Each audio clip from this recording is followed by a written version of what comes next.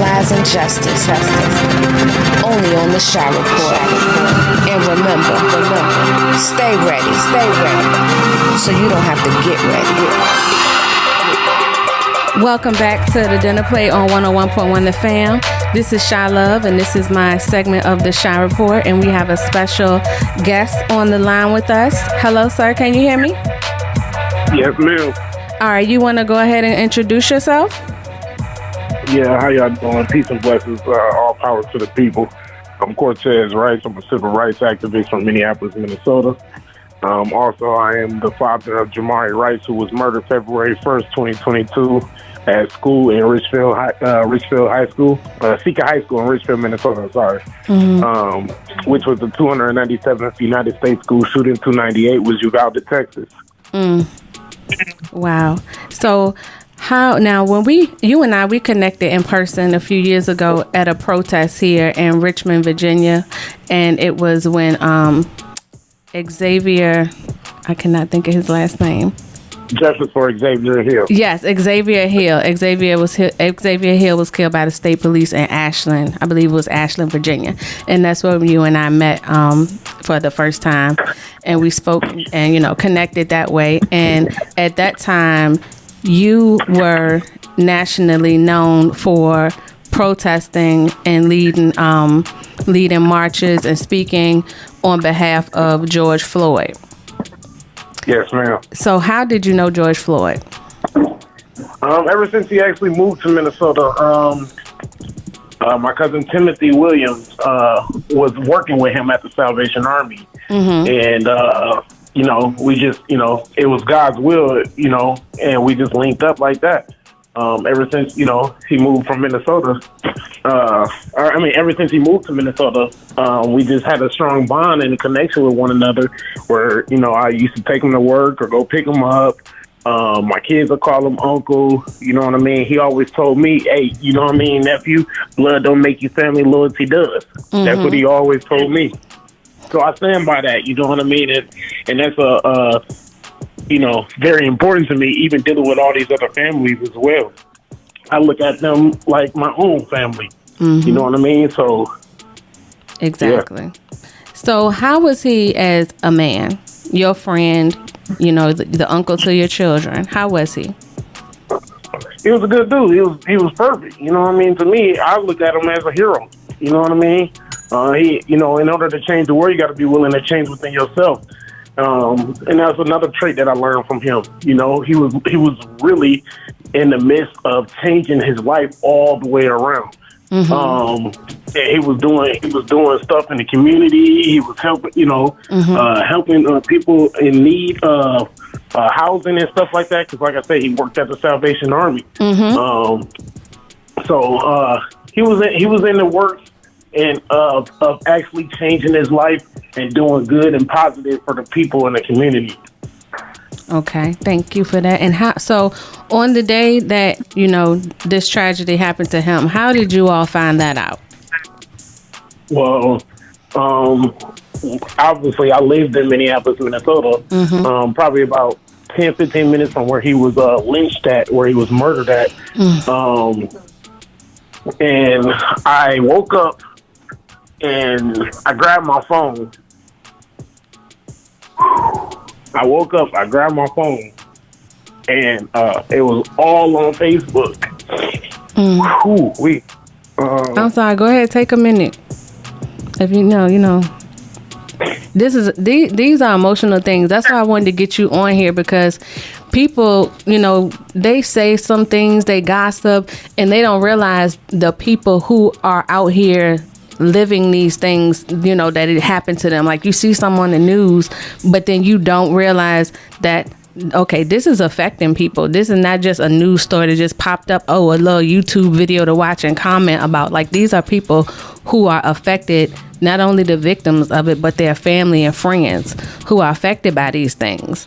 So when this celebrity commented on George Floyd, you were the first person that I thought of, and I just thought I need to get you on here so you can set the record straight, because I feel like what he said was just straight up wrong, and very hurtful.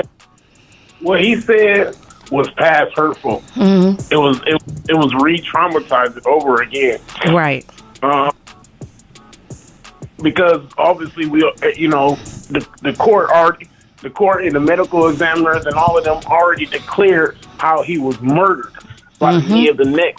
So for somebody to sit up there and be saying, "Oh, he took drugs and he died off of drugs," like, you don't even know him. You know what I mean? Why are you even speaking up on somebody? You know, it kind of reminds me of what Gucci Mane is saying: "Stop dissing the dead." You know what I mean? And that's pretty much what you were doing. He was dissing the dead. And now he want to try to make a public statement saying he apologized and this and that. He's not for the people, man. He is not. I think a lot of people need to look and see what he's actually doing. He's actually harming us. He's actually harming black and brown bodies, literally. Right. He's starting a genocide, a new War III right now, what he's doing. Talking about he wished death upon Jews and everything like that. It's a cry out for help. He actually is having a mental health crisis. You know what I mean? And the way that he's going about it is the wrong way. Well, I totally agree with you. I know when I seen the video, when he was saying all of this stuff, it pissed me off. Excuse my language, but it made me hot. It made me super hot. And I never really was a fan of Kanye like that. I liked it, a couple of his songs, but I've always known him to not be doing nothing for his own community in Chicago anyway. Oh, wow. So that's why I stopped. That's why I stopped supporting him a long time ago. If anybody, look at his albums and stuff, College Dropout. You know what I mean? Like, you want people to praise you for being a college dropout? Or you quitting school to do rap?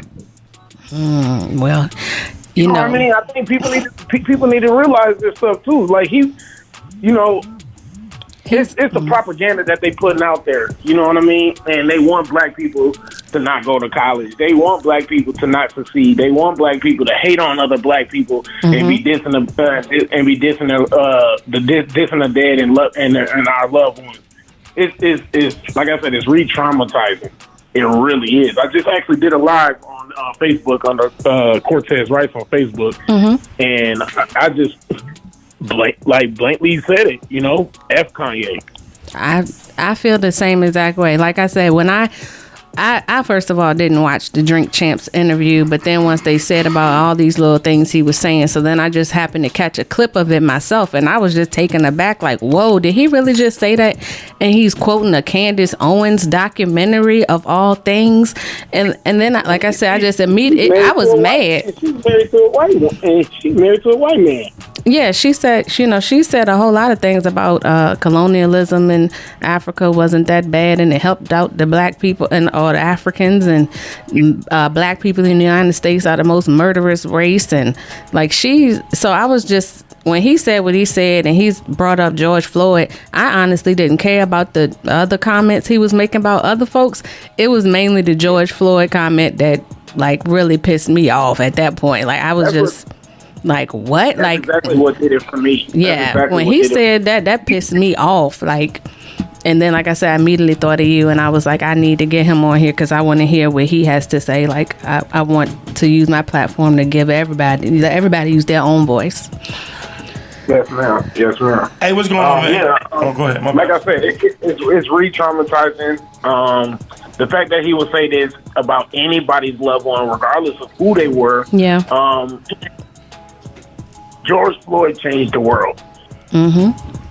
And I don't think, and I don't know if he realized that, but he changed the world, and he will realize once he gets that 200, when he has to pay that $250 million.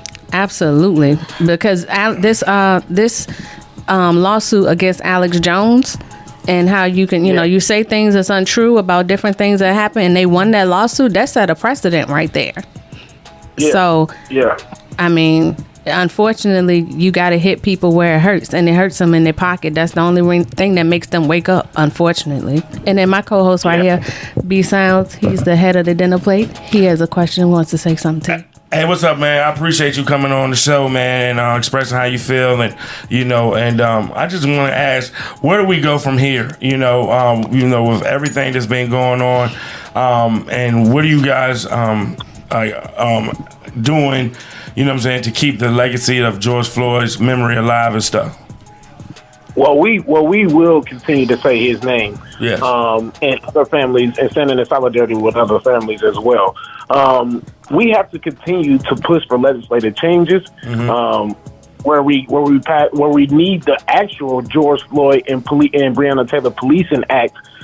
We actually need that passed. The president actually gave us a watered down bill. It wasn't the original. It wasn't the original one at all. But where do we go from here? We have to continue to love one another and stop spreading hate. It's too much hatred already out here in this world. And if we do not push for the legislative changes in our community, it will continue to happen. We have to put black and brown bodies in those seats that's really for the people. Right. Where we have to have our brothers and sisters being mayors, and our elected officials and so forth. We have to put those people that's going to do the right thing in those seats and not be a coon like Daniel Cameron. And I don't know if you're familiar with Daniel Cameron, but Daniel Cameron is an AG out in Louisville, Kentucky, who blankly disregarded the life of Breonna Taylor. Right. Exactly. Right. Yeah. So not only do we need black and brown bodies, but we need to vet them as well to make sure that they're really for the people, because we too often we see these black people and we like, I'm going to vote for them, or we just choose, oh, that's a Democrat, I'm going to vote for them. We don't do any type of research. No, and that's kind of bad, honestly. But I'm not a Democrat or a Republican. Me either. I live by the legacy and the teachings of Chairman Fred Hampton Sr. Where Absolutely. we need our own political party for the people by the people, because we love our people. That's right. I have a question, and I want to ask, let's say like a year from now, it's being reported, hypothetically speaking, that Kanye, like the time that he's going through now, that a psychiatrist proves that he's mentally ill, and I know in the black community we always speak about mental health, and what if it's like they say he had a psychotic break? Would you, or do you think people should ever forgive what he's going through right now if he's in another state of mind? Do you think, because people are made to, just because they say like stuff that's really damning to people, should they be given another chance, or you don't think so at all? Well, me personally, I am not God, and the only person that can do that is God. You know what I mean? I would say if he apologized and the doctors agreed that he's having a psychotic, a mental health, psychotic breakdown. That's what I meant. Yeah. If they declare that he's having a psychotic breakdown, will I forgive him? No, I'm still not going to forgive him. Only God can forgive him. You know what I mean? You have to make ways with God and peace with God at the end of the day. Absolutely. I don't feel sorry, but how can I? He said the wrong thing. He said the wrong thing to harm us.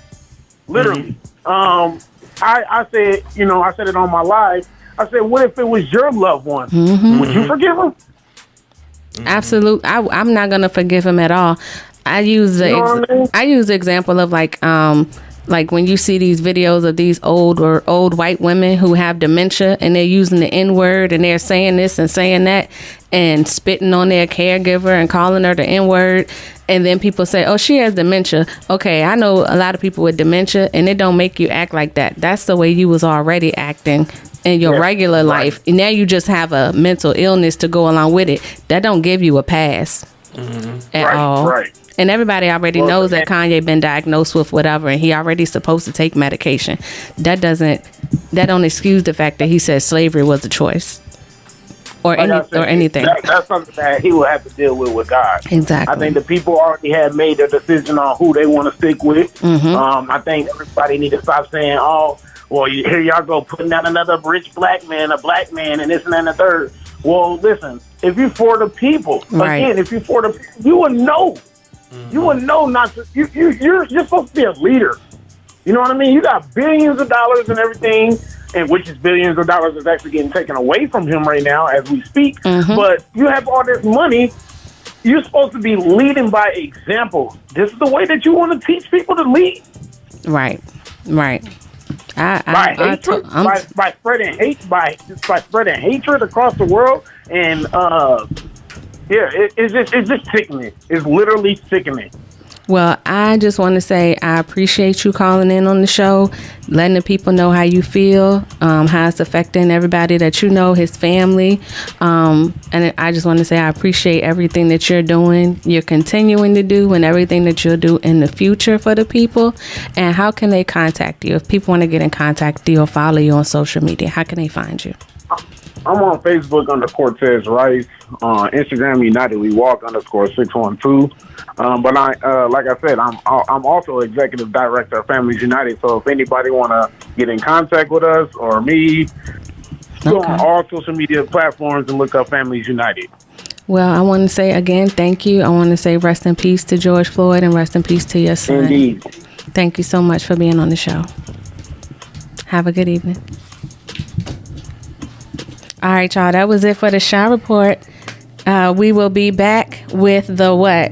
What's coming? We'll be coming up with next, y'all. More Halloween stuff, y'all. Happy Halloween. Take us out. On the Dinner Plate on 101.1 The Fam. Hey, look, pull up every Monday at 7 p.m. with Shy Love, B-Sounds, Jamaican Lion, and the albino assassin Cool Mix J. It's the Dinner Plate, yeah, the radio show. And we bring everything to the table. Right here on 101.1 The Fam on Apple Music.